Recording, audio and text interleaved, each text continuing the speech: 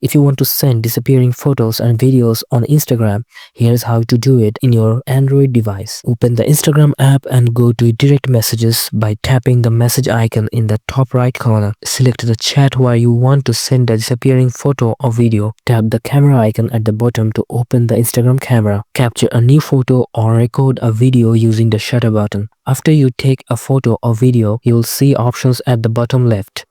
View once. The person can see it only one time before it disappears. Allow replay. The person can watch it one more time before it disappears.